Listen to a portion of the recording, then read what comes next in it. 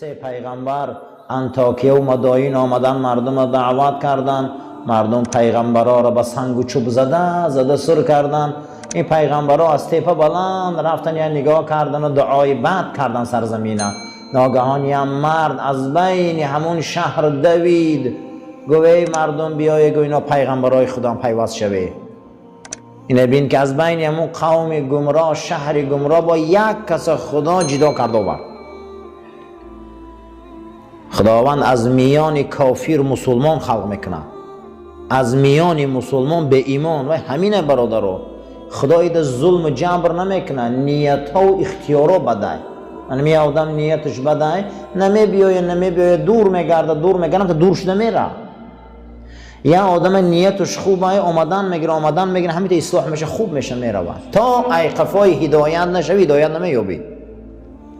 همین نیت های خوب کرده، طهارت کرده، خدای هیچ محل به اجر نمیمونه. من آمده میگه که همه این ای خدمون هیچی نداریم. ما رنگی ما امروز هزار آدم که در فسق عصیان گشته، رنگی ما هزار آدم که امروز در افلاسی گشته، رنگی ما هزار آدم که امروز در جنایت گشته. الحمدلله که ما را خدا لایق دیده که این ساعت در خونه ششتیم. هزار با شکری الله. روزهای جمعه ما درس اخلاقیات داریم. ما کتابی را درباره اخلاق رسول از دیدگاه قرآن و سنت به میان ماندگی بدیم.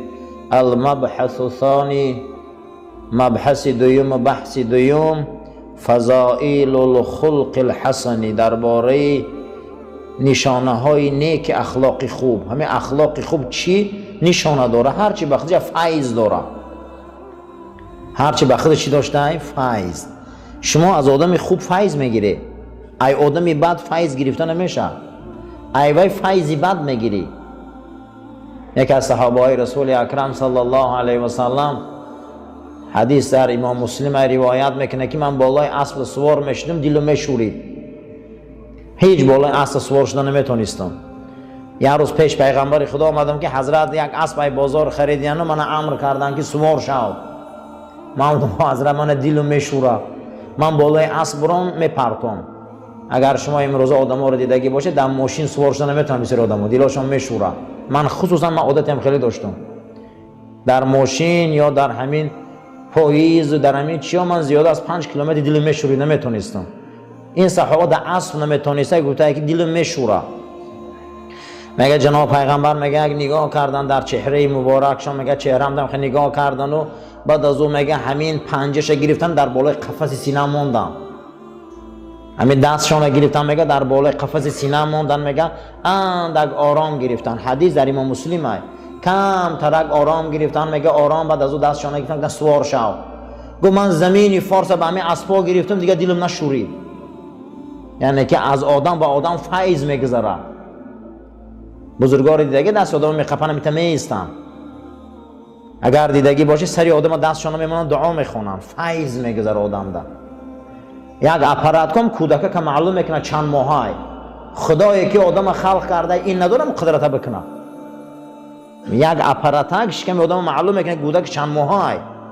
انسان های داریم که از فیض الهی و دست آدم نبض میکنن، میفهمن، چهرت نگاه میکنن میفهمن. این چی میشه عزیزا؟ این همش فیض طاعت است. انا درباره انمی نشانه ها صحبت میکنم که اخلاق چی نشانه ها داره. اولا الخلق الحسن من اعظم روابط الایمان و اعلی درجاته. اولا اخلاق نیک از بزرگی ایمان دلالت میکرده. کسی اخلاق نیک داشته و ایمان کامل داشته و بلندترین درجه ایمان در رسیدگی بوده است، زیرا که رسول اکرم صلی الله علیه و سلم راوی حدیث ابو داود بوده است و ترمذی بوده است. حدیث امام ترمذی صحیح گفته است. پیغمبر گفتند صلی الله علیه و سلم که اکمل المؤمنین ایمانا احسنهم خلقا، کامل ترین امت من ایروی ایمان کسی هست که اخلاق نیک داره. یکی از نشانه های اخلاق انمی بوده که آدم ایمانش کامل میشده. کسی اخلاق نیک نداره ولی ایمانش کامل نیست. برای همین مسلمان اخلاق در کار عزیزا. مسلمانی بد اخلاق به ضرر اسلام است. مسلمانی بد اخلاق به ضرر چی بدای؟ به ضرر اسلام. برای همین همیشه از خدا دعا کنیم که ما در خدا اخلاق نیک تیا، تربیه نیک تیا. دویما الخلق الحسن من تخلق به کان من احب الناس الى النبی و اقربهم منه مجلسا یوم القیامه. دویم علامت اخلاق چی بده؟ دویم نشانه اخلاق چی بده است؟ دویم نشانه اخلاق همین بده است که کسی اگر با اخلاق باشه پیغمبر او را دوست می داشته و نزدیکترین مجلس روز قیامت در رسول الله همین آدم بده. از شفاعت حضرت محمد با نصیب بده صلی الله علیه و سلم.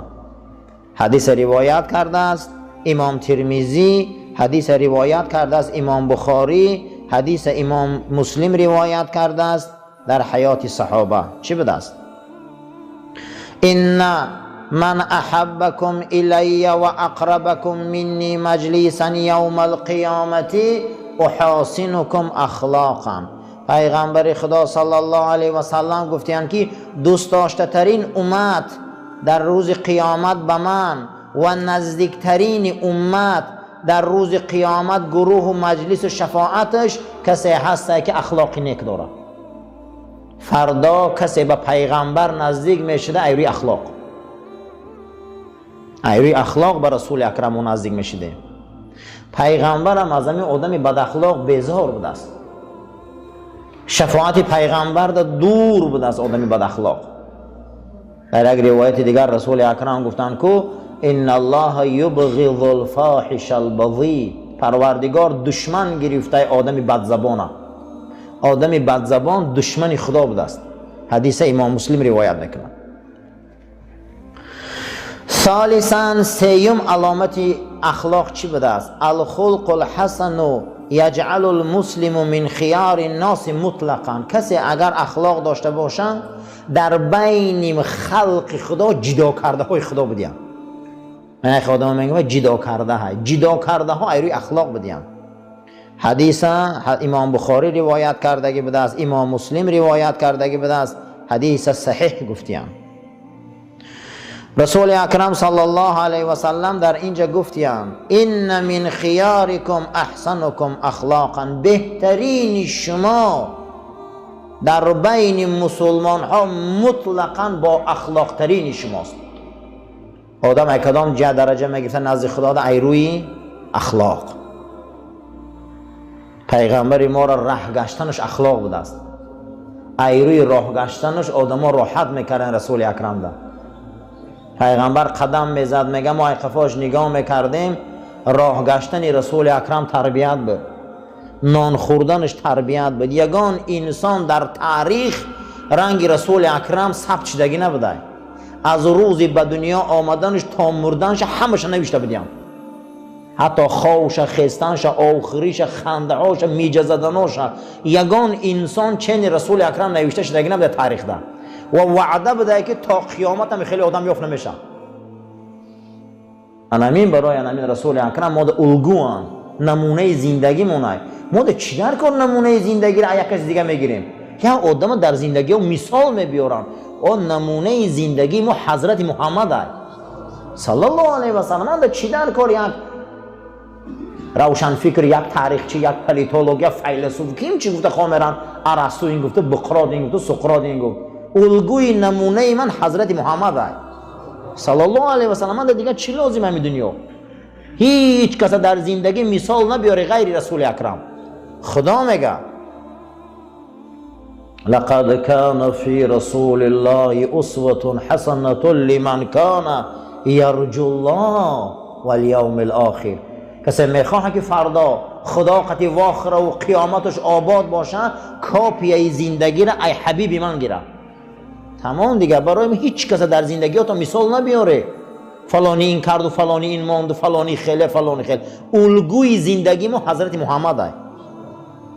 برای همین خواهی که آباد شوی و خواهی که زندگی دراز شوی و خواهی اخلاق دراز شوی از رسول اکرم مثال بیار. تمام دیگه اینجا چیکار داریم ما؟ دیگه این چیکار یگان تا این برای ما نمونه شده نمیتونه.